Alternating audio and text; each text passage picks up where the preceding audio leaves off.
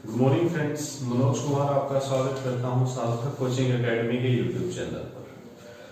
आज दोस्तों हम लोग एक ऐसा टॉपिक पढ़ने वाले हैं जो कि कैलकुलेशंस के लिए जड़ का काम करता है।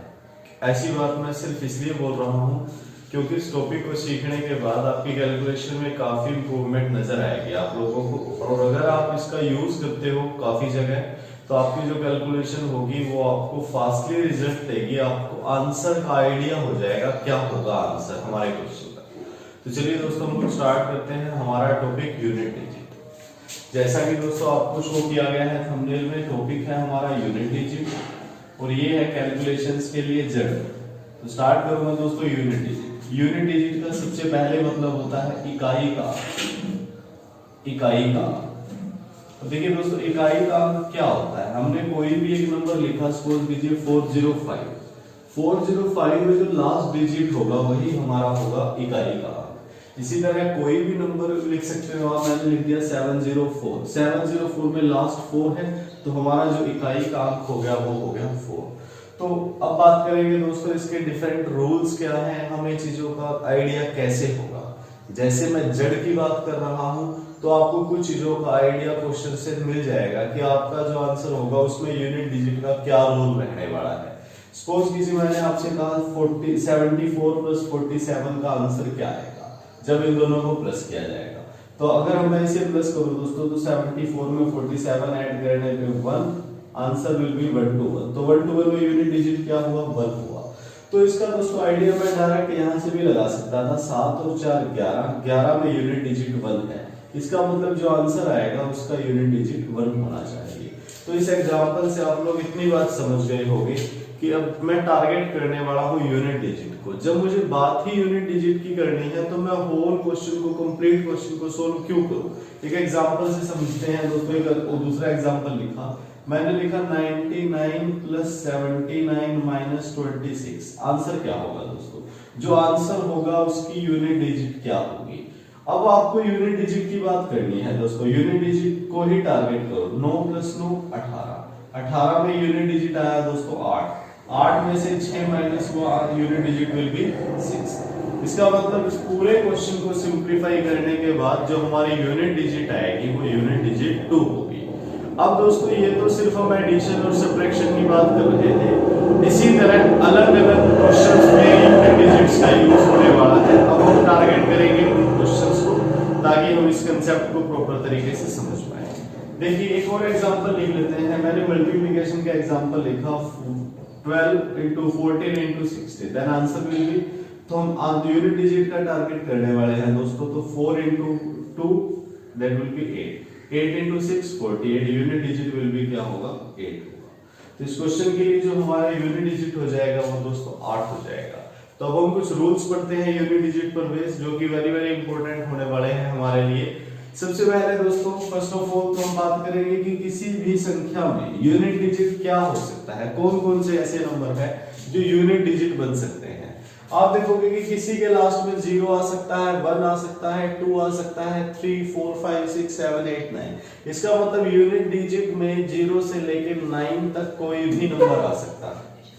अगर दोस्तों मैं यूनिट डिजिट की बात करूं तो यूनिट डिजिट में मेरे पास 0 से लेकर 9 तक कोई भी नंबर आ सकता है। अब देखिए अगर यूनिट डिजिट 0 होगा तो क्या होगा, 1 होगा तो क्या होगा, ये सारे रूल्स बताए जाएंगे दोस्तों आपको। इन सारे रूल्स को बताने से पहले मैं एक वर्ड यूज करूंगा जो कि है हमारा साइक्लिसिटी। वर्ड है दोस्तों हमारा साइक्लिसिटी। हमें साइक्लिसिटी की बात करनी है। साइक्लिसिटी क्या है दोस्तों, साइक्लिसिटी, साइक्लिसिटी का मतलब है दोस्तों साइकिल। अब जो साइकिल का पहिया होता है दोस्तों वो कुछ दूरी पे चलने के बाद उसी पोजीशन पे आ जाता है जहां से वो चला है। जैसे कि सपोज कीजिए दोस्तों ये साइकिल का पहिया है, यहां से चलना शुरू किया, जब ये थोड़ा सा मूव करेगा, एक राउंड पूरा करेगा तो ये इसी पोजीशन पे आ जाएगा दोबारा। अब इसी चीज को बोला गया है दोस्तों साइक्लिसिटी। साइक्लिसिटी से आप लोग क्या समझते हैं कि राउंड कौन सी ऐसी वैल्यू पर या किस वैल्यू पे जाके वही चीजें रिपीट होना शुरू हो जाएंगी। तो सबसे पहले आप लोग देखो दोस्तों, अगर मैं लिखूं, पहले एग्जांपल से क्लियर हो जाएगा। मैंने लिखा 10 गुणा 11 गुणा 12, मैंने पूछा यूनिट डिजिट क्या होगा, तो आप यूनिट डिजिट 0 को मल्टीप्लाई करोगे 1 से, 0 को ही मल्टीप्लाई करोगे 2 से, then answer will be 0, unit digit will be 0। इसका मतलब क्या है कि जिसका यूनिट डिजिट, देखो एक बेसिक एग्जांपल से और देखो इस चीज को, मैंने क्या बोला 10 गुना 11 गुना 12, आपने 0 को 1 से गुना किया 0 आया, 0 को 2 से गुणा किया 0 आया। तो पहला रूल क्या बना कि जब भी आपको यूनिट डिजिट बताना हो, सिंपल नंबर्स गिवन हो, तो आप क्या करो, अगर एडिशन गिवन है तो एडिशन कर लो, सब्ट्रैक्शन गिवन है सब्ट्रैक्शन कर लीजिए, अगर मल्टीप्लिकेशन गिवन है तो आप मल्टीप्लाई कर लीजिए बेसिक टर्म्स को, तो आपको आपका आंसर मिल जाएगा। एक और एग्जांपल लिखता हूं दोस्तों, मैंने बोला 74 into 75 into 76 into 79। अब देखिए दोस्तों इसमें 0 नहीं आया, अब हमें आइडिया हो गया है कि अगर किसी का यूनिट डिजिट 0 आएगा और वो प्रोडक्ट में आएगा, आंसर 0 आएगा। अब जहां पे यूनिट डिजिट में कभी 0 आया ही नहीं, जैसे यहाँ पे दोस्तों 4 5 6 और 9 आया, हमें इसका यूनिट डिजिट बताना है क्या होगा। तो आप देखोगे 5 into 4 20, 20 में यूनिट डिजिट हो गया 0, 0 into 6 0, 0 into 9 0, unit digit will be 0। तो हमें क्या करना है दोस्तों, यूनिट डिजिट को ही मल्टीप्लाई करना है, क्योंकि जो मेरा टारगेट है दोस्तों वो यूनिट डिजिट है। इसके बाद हम नेक्स्ट पॉइंट की तरफ चलते हैं।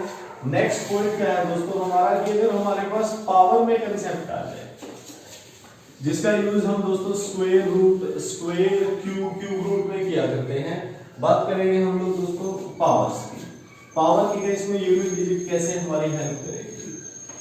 देखिए मैं सबसे पहले लेता हूं कि अगर यूनिट डिजिट 0 आ जाए, अगर किसी नंबर में यूनिट डिजिट 0 आ जाए, और मैंने बोल दिया एग्जांपल देखो, मैंने बोल दिया 10 की पावर 5, 10 की पावर 5 को सोल्व करने पे हमें जो आंसर मिलेगा उसमें यूनिट डिजिट क्या होगा। तो आपको ये पता है कि पावर का मतलब क्या है, जितनी पावर है उसको उतनी बार मल्टीप्लाई करो। तो 10 की पावर 5 का मतलब क्या है, 10 को 5 बार लिखना पड़ेगा। तो मैंने दोस्तों 10 को 5 बार लिख दिया।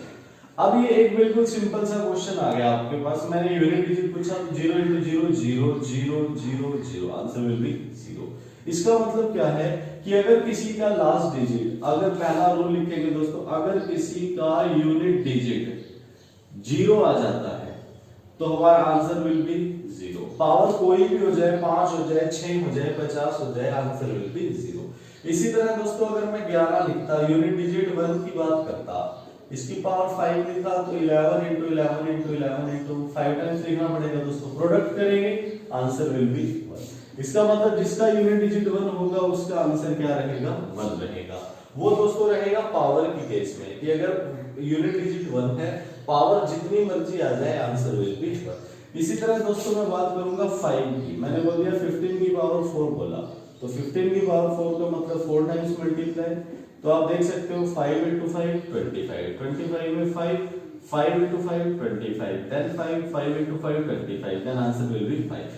अगर किसी का यूनिट डिजिट 5 है और पावर में बात हो जाए तो आंसर विल बी 5। इसके बाद दोस्तों मैं बात करूंगा 16 की। 16 में दोस्तों अगर मैं कहूं 16 into 16 into 16 into 16, अगर दोस्तों इसकी बात करेंगे 6 again 6 into 6 36, then answer will be 6। अगर यूनिट डिजिट 6 है तो आंसर विल बी क्या होगा दोस्तों, 6 होगा। तो ये पहला रूल है हमारा कि अगर किसी का यूनिट डिजिट 0 है, आंसर 0, यूनिट डिजिट 1 है, आंसर 1, 5 है 5, 6 है 6। तो ये था दोस्तों हमारा पहला रूल। इसके बाद हम बात करेंगे हमारे सेकंड रूल।